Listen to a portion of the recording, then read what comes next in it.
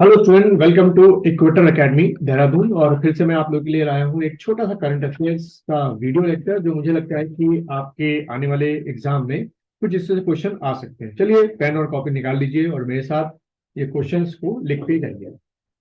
तो सबसे पहला क्वेश्चन ये रहा कि आपका एर्नाकुलम नेशनल पार्क, तो लिख लीजिएगा आप लोग, एर्नाकुलम नेशनल पार्क के न्यूज में क्यों रहा। तो लेफ्ट हैंड साइड पे लिखिए एर्नाकुलम नेशनल पार्क। तो सबसे पहले यही क्वेश्चन बन जाता है, बेसिक क्वेश्चन, कि भाई ये एर्नाकुलम नेशनल पार्क जो है वो किस स्टेट में है। तो आप टिक करके आएंगे कि ये आपका कहाँ पर हो गया, आपका केरला में हो गया।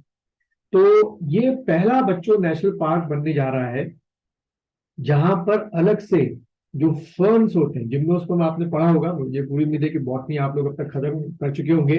तो बॉटनी के अंदर जब हम लोग क्या पढ़ते हैं, प्लांट्स को पढ़ते हैं, तो उसमें क्या क्या होते हैं, एल्गी, फंजाई, ब्रायोफाइटा, टाइडोफाइटा, जिम्नोस्पर्म और एंजियोस्पर्म।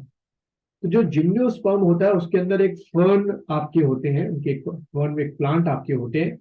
तो इस नेशनल पार्क के अंदर, एर्नाकुलम नेशनल पार्क के अंदर अलग से एक फर्न्स का गार्डन बनाया जा रहा है। ऐसा करने वाला ये बच्चों पहला नेशनल पार्क है। तो ये वाले क्वेश्चन आने की, ऐसे क्वेश्चन आने की थोड़ी सी उम्मीद ज्यादा हो जाती है।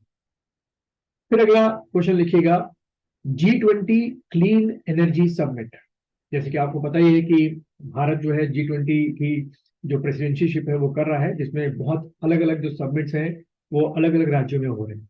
जैसे हमारे उत्तराखंड में ही दो समिट्स आपके हो चुके हैं। तो G20 क्लीन एनर्जी समिट जो है वो आपके कहाँ पर हुआ। तो आप टिक करके आएंगे अगरतला, और अगरतला कहाँ हुआ बच्चों, त्रिपुरा। इस तरीके से एक और क्वेश्चन लिखिएगा, आपका ट्री सिटी ऑफ वर्ल्ड 2022 किसको मिला। फिर से रिपीट कर देता हूं, लिख लीजिए, ट्री सिटी ऑफ वर्ल्ड जो है वो किस को मिला। तो आप टिक करेंगे बॉम्बे को मिला। ठीक है।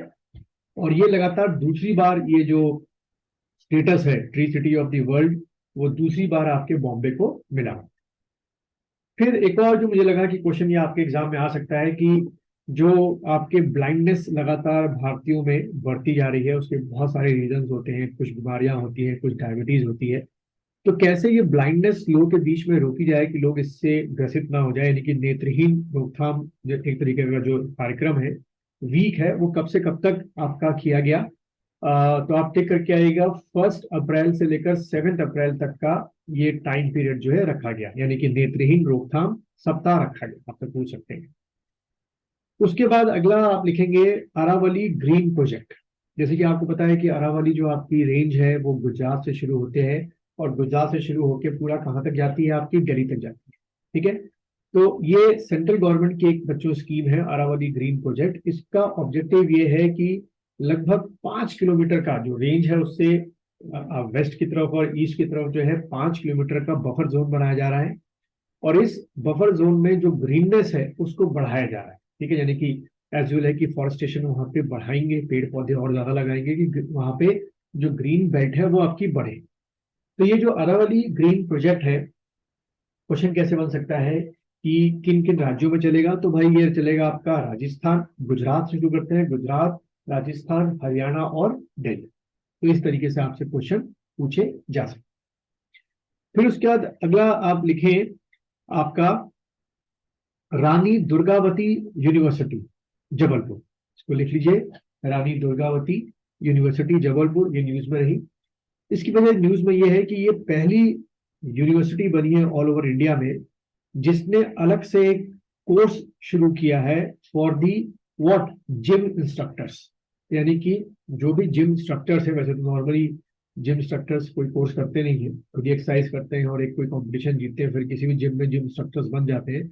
बट अगर उनको कोई सर्टिफिकेट या डिप्लोमा या डिग्री चाहिए तो इस तरीके का प्रोग्राम जो है वो रानी दुर्गावती यूनिवर्सिटी जबलपुर ने शुरू किया। ये ऐसा करने वाला बच्चों पहली यूनिवर्सिटी है, तो ये आपसे पूछी जा सकती है। उसके बाद आईआईटी मद्रास अभी न्यूज में क्यों रहा, क्योंकि आईआईटी मद्रास ने एक ऐसा इक्विपमेंट बनाया है कि 30 सेकेंड्स के अंदर वो ये बता देगा कि जो दूध सामने है वो मिलावटी है या प्योर दूध है। उसी तरीके से आपके छत्तीसगढ़ गवर्नमेंट ने एक बिल पास किया है, उसका नाम है मीडिया पर्सनल प्रोटेक्शन बिल, कि जो मीडिया कर्मियों के ऊपर किसी भी तरीके का अगर हमला होगा, चाहे वोकैब्स के थ्रू, यानी कि माउथ के थ्रू हो रहा हो, उनकी इमेज खराब करने की कोशिश की जा रही हो, फिजिकली हो रहा हो, तो केस आपका सर्टेन। उसके बाद एक जनरल साइंस डेटा रिलीज हुआ है जिसमें ये कहा गया है कि जो टॉप 10 कंट्रीज हैं पूरे वर्ल्ड में जो आपकी ग्लोबल वार्मिंग के लिए रिस्पॉन्सिबल है, उसमें भारत की जो पोजीशन रही वो क्या रही, तो आप टिक करके आएंगे फिफ्थ रही। टॉप 10 में हम फिफ्थ नंबर पे हैं, जो हमारा पार्टिसिपेशन है या कार्बन का एमिशन है जिसकी वजह से आपका ग्लोबल वार्मिंग बढ़ी है। देन उसके बाद मोदी साहब को एक बेस्टिल डे परेड होती है फ्रांस में, उसके लिए इनवाइट किया गया है।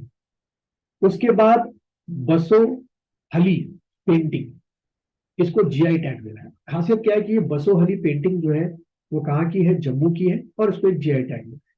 तो अगर ये क्वेश्चन आपके एग्जाम में पूछना होगा तो कुछ इस तरीके से पूछा जाएगा कि बसो हली पेंटिंग जो है वो किस राज्य या यूटी की है, तो आप टिक करेंगे आपके कहाँ की, आपके जम्मू की। उसके बाद इंडिया जस्टिस रिपोर्ट 2022 पब्लिश हुई, जिसमें टॉप पोजीशन पे किस स्टेट को रखा गया ये आपसे पूछा जा सकता है। तो टॉप पोजीशन पे कर्नाटका को रखा है। और इसी तरीके से एक और क्वेश्चन आपका, डिजिटल रेडियो छत्तीसगढ़ में शुरू किया है, उसका किस नाम से लॉन्च किया है डिजिटल रेडियो, तो आप टिक करके आएंगे रेडियो संगवारी नाम से ये डिजिटल रेडियो छत्तीसगढ़ में गवर्नमेंट ने लॉन्च किया। यहाँ पे अगर आप चाहें तो मेरा टेलीग्राम चैनल भी ज्वाइन कर सकते हैं। वीडियो के डिस्क्रिप्शन में मैंने टेलीग्राम चैनल का लिंक दे रखा है, वहां भी मैं अक्सर करंट अफेयर्स और कुछ एमसीक्यू अपडेट करता रहता हूँ जो मुझे लगता है कि आपके एग्जाम में आ सकता है।